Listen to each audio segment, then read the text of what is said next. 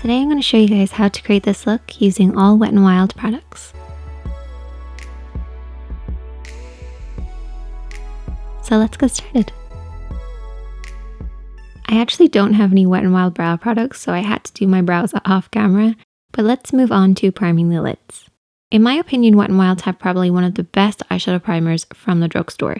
The only thing is, it's clear. But this is actually a good thing because it means you can mix in your concealer to make sure it's going to work for your skin tone. Nothing worse than having a primer that's a little bit too light or a little bit too dark for you. And I'm also going to use this to etch out my brows a little bit more to add more definition. But the actual primer itself is amazing. It really holds on to the eyeshadow, really long lasting, and creates the perfect base. And if by magic, one of my eyes is already done. The eyeshadow palette that I'm using today is called Comfort Zone, and we're going to be using the bronze side, but you can swap this out and use the green side as well. We're going to start off with a short, dense pencil brush and the bronze tone. So this is the darkest tone from the palette, and we're going to apply it on the outer edge of the lid. And your lid is the area that people can't see when your eyes are open. So just look down in a mirror and stamp this on the outer half to outer third of the eye. Next, you're going to take a little bit more of that bronzy tone and mix it with the gold shade. And this will just ever so slightly lighten it up. And we're going to then apply this on the rest of the lid. No need to go back over the darker eyeshadow. We're just applying this on the inner corner, meeting up with the dark shade. So at this point, you have two eyeshadows on your lid and you need to blend them. Unfortunately, this palette doesn't have a matte eyeshadow and I don't like to use anything too shimmery in the crease. So we're going to use this blush on a blending brush and you're going to sweep this above the lid. So keep your eyes open, look straight on in the mirror, and blend this over and back. And take your time with the blending process. It's actually the most important step. Taking a flat brush and the lightest shade from this palette, you're then going to apply this underneath the brow bone. And this should fade slightly into that blush tone. Now I'm going to be using a pigment. Now if you don't want to use a pigment, you can always use the other shade from the palette, but I love Wet n Wild pigments. And I'm just using this dry on the inner corner of the lid.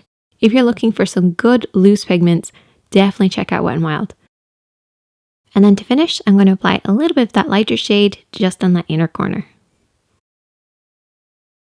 I did end up with quite a lot of fallout, so I'm going to take a little wipe and just wipe away the excess.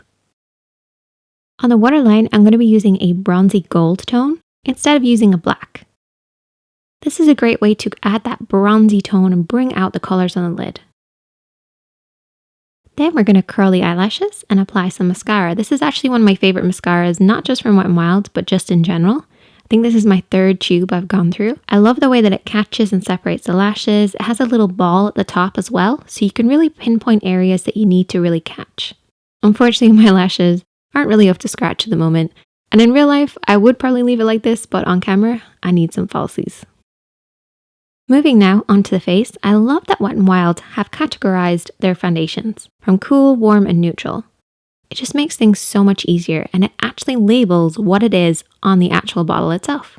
My personal opinion is that most people need to go for either the neutral or the warm unless you definitely know that you're cool. Once I applied that over my face, I then used the Blank Canvas Cosmetics damp sponge and just blended that in. And I was really impressed with this foundation. I haven't used it very often, but I really liked the way that it looked and it photographed really well too. To highlight underneath my eyes, I'm going to apply a lighter shade of concealer and also working this through the center of the face and onto the jawline. A little trick that I like to do is draw a line out from the edge of the lip, joining up with the jawline, and when you blend this in, it really brings out your cheekbones. It's just a great alternative to using bronzer because you still get that definition. Once I blended that out, I went in with the powder. I just realized it's upside down. And I believe each shade of foundation has a matching powder, which is really handy for everybody. I actually chose a lighter shade of powder though, to add a little bit more of a highlighted effect. Set in the areas that I have concealed. Now that we have done our highlighting, we can move on to highlighter. Highlighter basically is anything with a shimmer. This one in particular is beautiful because it has like a rose gold effect. So when the light is on it, it shows a beautiful glossy color. But when there's no light shining, it's actually more of like a pinky blush tone. So it's somewhere between a blush and a highlighter.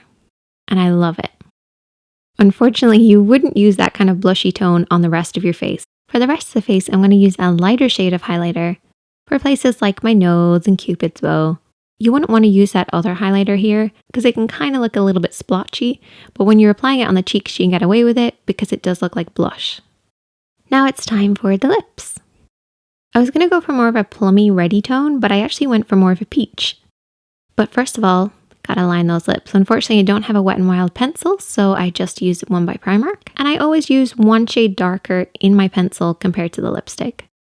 I was really impressed with these liquid lipsticks. They went on so smoothly, really long lasting, didn't seem to dry out my lips either. The only thing is they were a little bit sheer and you can still see that little bruise that's on my lip. So I went over and applied a little extra to get that opaque finish. And then there you go. That is the finished look. I hope that you guys enjoyed it. If you recreate it, I would love to see it, so you can tag me in it. It's at SineadyKatie or hashtag TheMakeupChair, and I'll see you guys in the next one. If you want to learn how to clean your beauty blenders, check out the videos on the screen now.